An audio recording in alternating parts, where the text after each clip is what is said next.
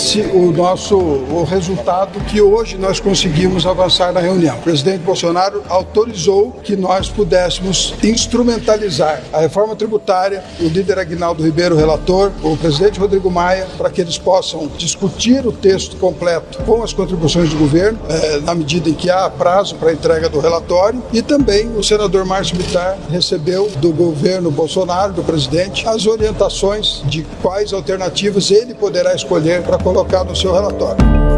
As prioridades são emprego e renda, a retomada do crescimento dentro do nosso programa de responsabilidade fiscal. Então nós vamos ter que buscar, justamente como disse o líder, queremos desonerar, queremos ajudar a criar emprego, facilitar a criação de empregos, então vamos fazer um programa de substituição tributária. Da mesma forma, queremos criar renda? Sim. Então vamos ter que fazer, vimos a importância, descobrimos 38 milhões de brasileiros, que eram os invisíveis, temos que ajudar essa turma a ser reincorporada no mercado de trabalho.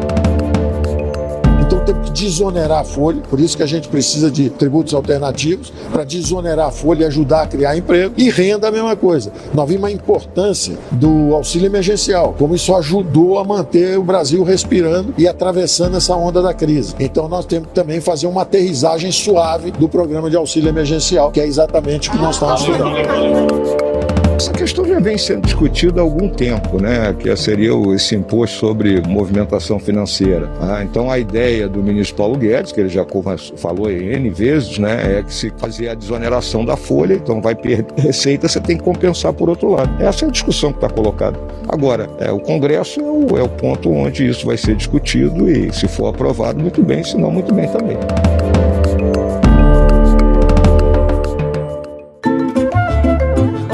Sejam todos muito bem-vindos. Começa agora o meu, o seu, o nosso, o dela, Renata Agostini, Horário de Brasília. Oi, Renata. Olá, Dani, e olá a todos os nossos ouvintes do Horário de Brasília. É o seguinte, aparentemente a semana que vem vai chegar. Eu vou explicar a piada. Desde que o novo governo assumiu, o ministro Paulo Guedes assumiu, todas as questões ficam para a semana que vem. Muitas delas nunca chegam. A reforma administrativa era para semana que vem, levou quase 2 anos para chegar. A reforma tributária aparentemente chega inteira na semana que vem. A informação é da Renata Agostini, é só por isso que a gente abre esse podcast bancando a semana que vem, porque a semana que vem é um termo um pouco obscuro nesse governo. E mais, a reforma tributária que chega na semana que vem é uma reforma tributária que vai trazer, segundo informação da Renata Agostini, a nova CPMF, a CPMF de roupa nova, a CPMF fantasiada, a CPMF de Carmen Miranda, o Digitax, imposto digital. Renata Agostini, como será a semana que vem? Ela promete ser muito animada, Dani. E por quê? Essa piada que você trouxe, retomou, muito presente aqui em Brasília, mas também no mercado financeiro, ela começou a ser contada porque, de fato, foram se avolumando as promessas da equipe econômica. Dessa vez, tem um outro detalhe que nos indica que sim, a novidade aí pode sair,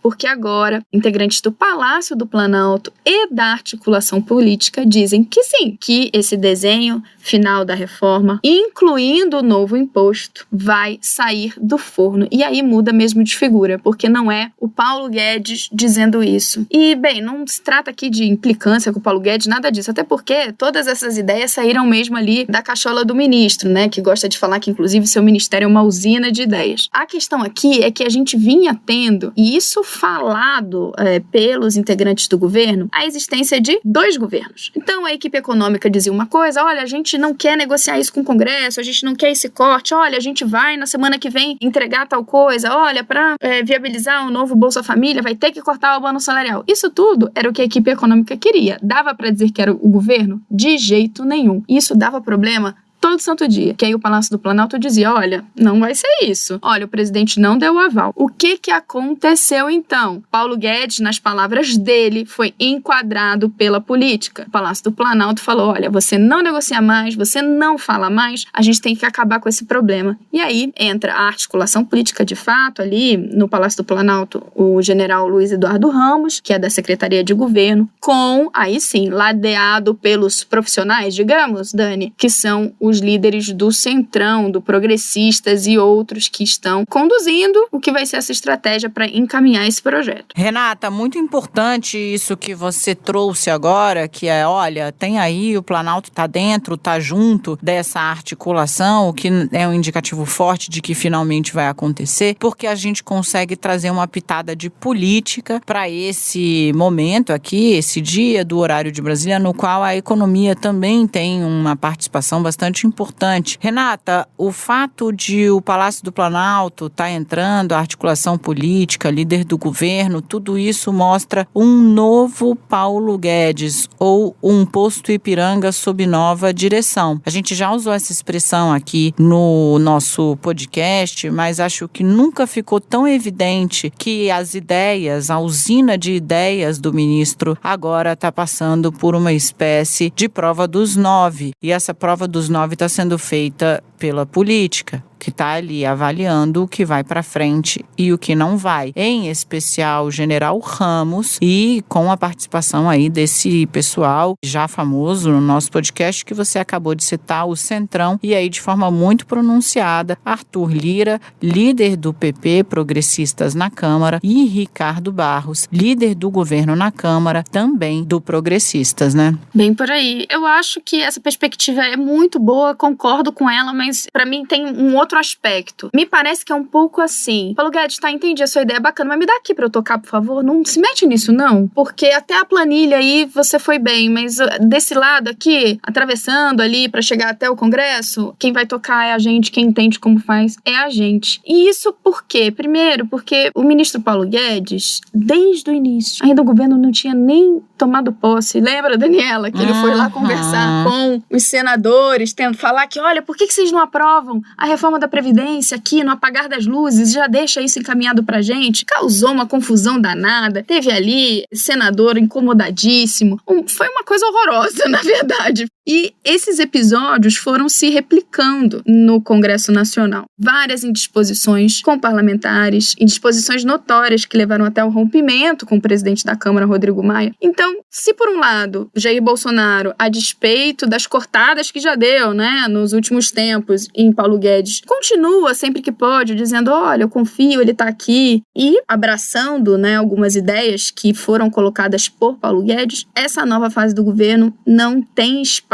para esse tipo de solavanco desnecessário. Bem, se o próprio presidente Jair Bolsonaro decidiu controlar a sua fera, não falar mais o que lhe vinha à cabeça, deixar aí esse clima distensionado com o Congresso, com o Supremo, bem, não é o ministro da Economia que vai estragar isso tudo, né? Pois é, Renata, e aí você toca num outro ponto muito bom, que é, não existirá mais, digamos assim, besta solta nesse governo, né? A coisa da tutela dos militares, que muito se falava desde o início, os militares tutelariam Bolsonaro, isso não aconteceu. O presidente foi tutelado pela circunstância, aparentemente. A prisão de Fabrício Queiroz, a dificuldade de avançar com as coisas no Congresso Nacional, a pandemia, tudo isso numa panela de pressão na qual Bolsonaro brigava com o Congresso e com o Supremo dia sim, dia também, acabou criando esse momento em que o presidente decidiu, bom, talvez a vida seja mais fácil se eu passar a viver assim. E é basicamente o que está acontecendo também com Paulo Guedes, né? Esse novo Paulo Guedes em que nós temos visões diferentes, porém elas não são conflitantes, acho que são até complementares, né? Esse Paulo Guedes que está ali, sim, submetido, de certa forma, tanto ao ministro Ramos, que é o responsável pela articulação política, quanto ao Centrão, assim como os demais, né, integrantes do governo, porque, na verdade, Guedes tinha uma ponte muito forte com o presidente da Câmara, Rodrigo Maia, que ele, sabe Deus por que motivo, decidiu implodir ao criar uma série de barreiras para que Maia conversasse com seus secretários a respeito de temas de interesse da pasta, como a própria reforma tributária. Então Maia rompe publicamente com Guedes e diz, a partir de agora, eu só falo com o general Ramos. Isso também ali acaba adicionando um ingrediente depois quase intransponível para o ministro, que fica sem ter muito com quem conversar, fica sem ambiente, digamos assim, sem amiguinhos no Congresso Nacional. É isso, Dani. E tem uma questão que é importante a gente destacar e usar aqui como contexto, não só para entender esse momento, mas especialmente para quem nos acompanha, tema econômico ainda vai render muito, começar a ler os movimentos de Paulo Guedes da equipe econômica. A gente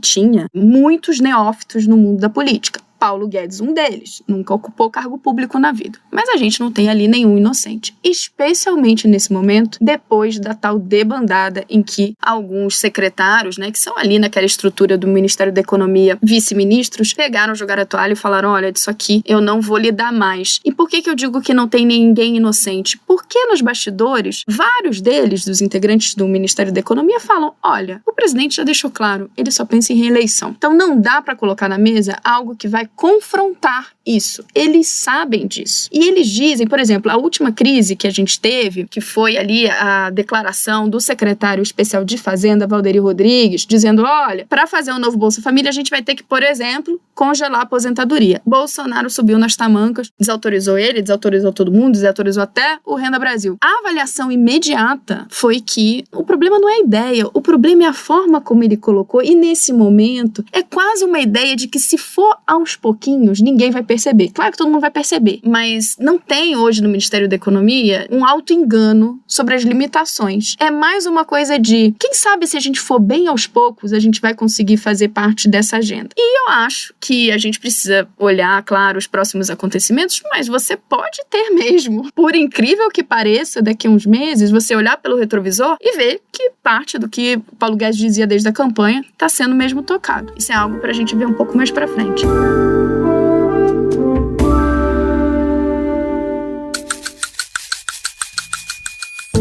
Renata, na prática, conta um pouco pra gente o que a gente pode esperar dessa reforma tributária, fazendo aí a tradução do economiquês para a vida real e desse novo imposto, o Digitax, a CPMF da Carmen Miranda. CPMF de roupinha nova, Bem, Dani, reforma tributária, A gente viu aí o governo encaminhar a unificação de impostos federais, criando um novo imposto chamado CBS, e agora a expectativa é sobre como fica esse novo imposto com a ligação ali com a desoneração da folha de pagamentos, que é uma obsessão de Paulo Guedes. Ele entende que a retomada da economia vai se dar por meio disso. O que é isso, gente? Essa palavra horrorosa. É deixar mais barato para a empresa contratar funcionário. Então, onde eles vão atacar? Nos tributos que os empregadores pagam, entendendo que isso vai incentivar a contratação de mais gente. Bem, mas para abrir mão dessa receita, ou seja, se as empresas vão deixar de pagar impostos, tributos que pagam hoje, eu preciso dizer da onde, então eu vou repor esse dinheiro na arrecadação. Aí entra a nova CPMF.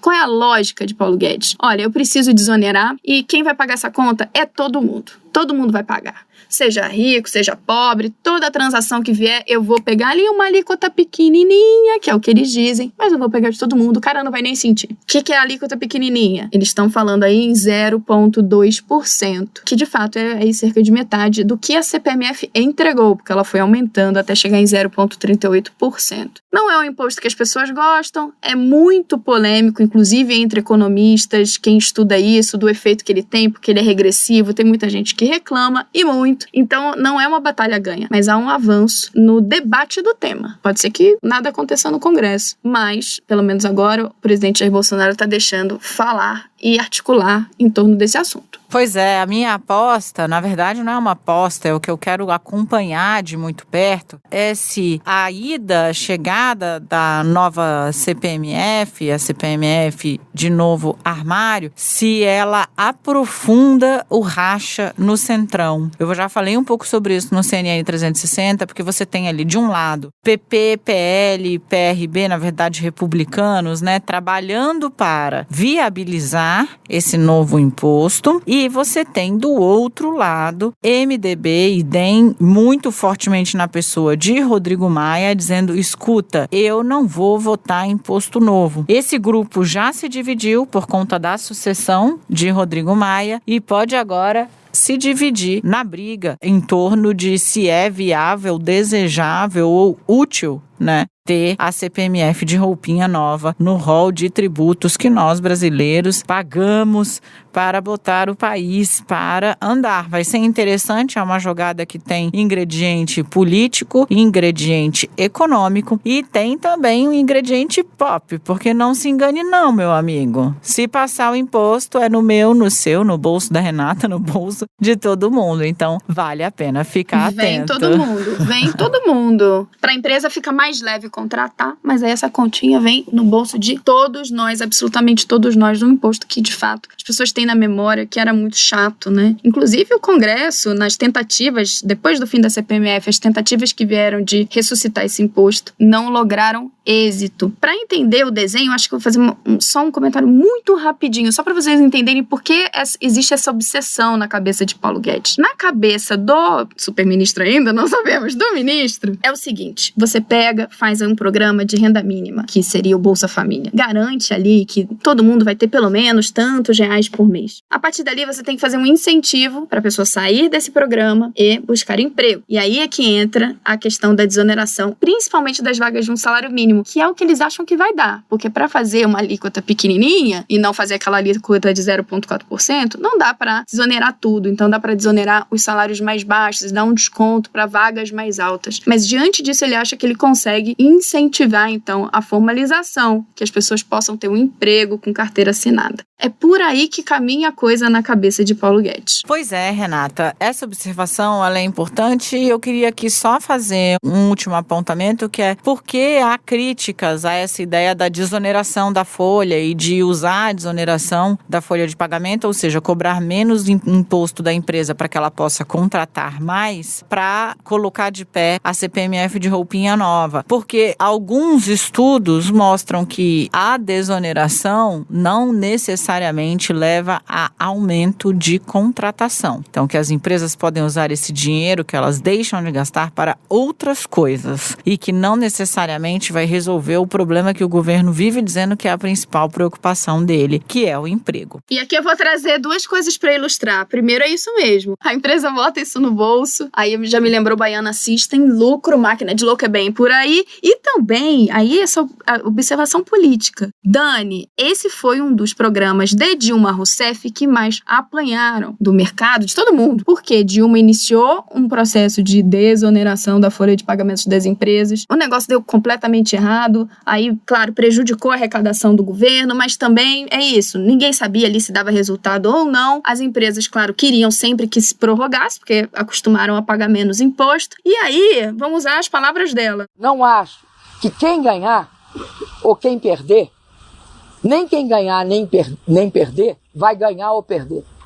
Vai todo mundo perder. Vai todo mundo perder, que foi o saldo final daquela história. Um saldo que está até hoje. Hoje a gente ainda tem 17 setores que contam com esses descontos. O Congresso decidiu prorrogar até 2021. O presidente vetou e esse enrosco tá aí. Essa celeuma de como faz, porque pelo Congresso derrubava o veto.